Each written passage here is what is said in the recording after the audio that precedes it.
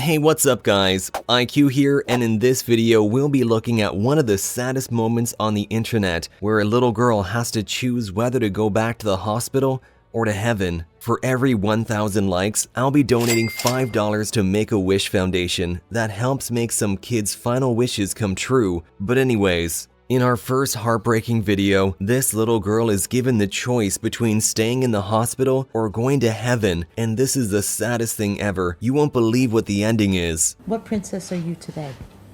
Cinderella. You're Cinderella. Juliana Snow has a neuromuscular disease that's slowly taking her life. She can't walk or breathe on her own or even use her hands to play with glitter. There's no such thing as too much. There's no such thing as too much, okay? The next time Juliana gets a cold or any infection, her body will be too weak to fight it off. What do the doctors tell you is likely to happen if she were to get another cold? Listen to what the doctors say would happen if she got sick again. She will most likely die if she gets another cold. You okay? Juliana's doctors presented her parents, Steve Snow and Michelle Moon, with two devastating options. Juliana could die at home in her pink princess room, made comfortable, surrounded by family. Or she could go to the hospital, where treatment likely couldn't save her, or even if it did, she would likely have a terrible quality of life. Everyone told us there is no right answer. These kinds of situations are always heartbreaking, but it is made so much worse because she's just a little girl. No one should have to make this decision, but as this video reminds us, life just isn't fair sometimes. Praying for her no matter what, but let's find out what she chooses. So Michelle and Steve asked Juliana something almost no parent could even fathom. When she was just 4 years old, they asked her what she wanted to do: go to the hospital or go to heaven. You blogged about it. Yes. So let's take a look.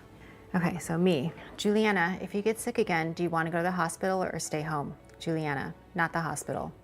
Me. Even if that means you will go to heaven if you stay home? Juliana, yes. Me. And you know that mommy and daddy won't come with you right away. You'll go by yourself first. Juliana, don't worry, God will take care of me. Me. And if you go to the hospital, it may help you get better and let you come home again and spend more time with us. I need to make sure you understand that. Hospital may let you have more time with mommy and daddy. Juliana, I understand.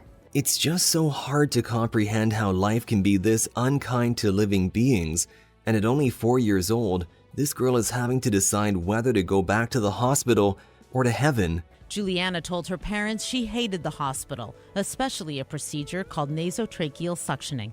So basically you stick a tube on a suction machine and you stick it up the nose, down past the tongue, back into the throat, as deep as you can go, and you start suctioning.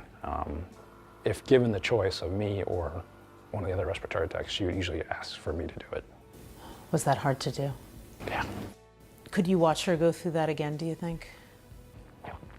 If I had to, I'd do it. Would it save her life to do it again if she were to get an infection? I don't think so. We've talked a bit already about how this is so unfair to the little girl, but it's clear that this has taken a major toll on everyone around her too. Her parents are absolutely devastated to have to watch their baby, who they would do anything to protect, fight for her life day after day. Michelle and Steve say when the time comes, they'll honor their daughter's wishes to die at home and go to heaven over the hospital. Some parents wouldn't have consulted a child so young. They would have said, we're the parents. So you asked your daughter at the age of 4, what do you think? What should we do? Juliana had to go through hundreds of rounds of nasotracheal suctioning. She knows exactly what that was. She was awake for every single one. She knows what that is. So I think she has a right. I think she has a say. The right to life is something that has been hotly debated over the years, with advocates saying that we should have the right to decide when to live and when to die. But it's hard to imagine how difficult it was for the parents to allow that decision to be in the hands of their 4-year-old. But I guess they understand that it is her life, and she deserves a say in what happens to her. Juliana's doctors told CNN she's an exceptionally wise 5-year-old, and they support her parents' decision to carry out her wishes. For now, Juliana's enjoying her life with her parents, her big brother Alex, and her princesses. Are Elsa and Anna, I forget, are they cousins or? They're sisters. Oh, they're sisters. It's Anna. Oh, it's Anna. I said Anna. It's Yes. Anna. I'm sorry. She forgives you. What are your realistic hopes for her for the rest of the time that she does have left? Be comfortable, be happy, feel loved. What's gotten you through it? Faith. Whoever you may pray with, wherever you may be, I can guarantee for certain God listens to you and me. Faith that she will be in a better place when her time comes, and we can go join her someday, and this will all pass away. What do you want people to remember about Juliana? Her heart. She is just so much love. Just so much love. Situations like these really make you reflect on how lucky we are to have our health, but this little girl's happiness, in spite of her challenges, is an inspiration to us all. If she can be happy in her life with all the struggles she has to face, then I guess we can all too. Let's hear the journalist's response to this touching story. It's just so sad. Elizabeth joins us now. Juliana talked about what she thinks heaven will be like. What did she say? Right, her mother had a discussion with her about that, Anderson, and her mother says that what they discussed is that in heaven she won't be in a wheelchair, she'll be able to run around outside, she'll be able to play, she'll be able to eat, none of which she can do right now. And her doctors are supportive of the parents' decision? They are. I interviewed several of her doctors and nurses, and all of them were supportive of the choice that her parents have made. I want to read you actually two of them. Her nurse in the intensive care unit, who was with her over several hospital stays, said, "There is no cure for her, and I want her living and dying in her princess room at home, surrounded by her family, not by the cold technology of the hospital." And then her pulmonologist, Dr. Danny Shaw, told me, "For her, there is no light at the end of the tunnel. She doesn't have a long time left to live.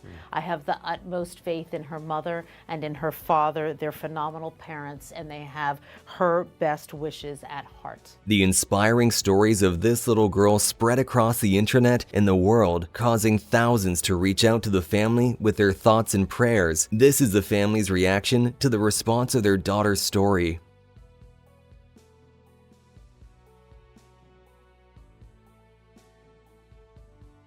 The first having conversation just floored me. So a few minutes after it happened, I just ran to my laptop and I wrote the whole thing down.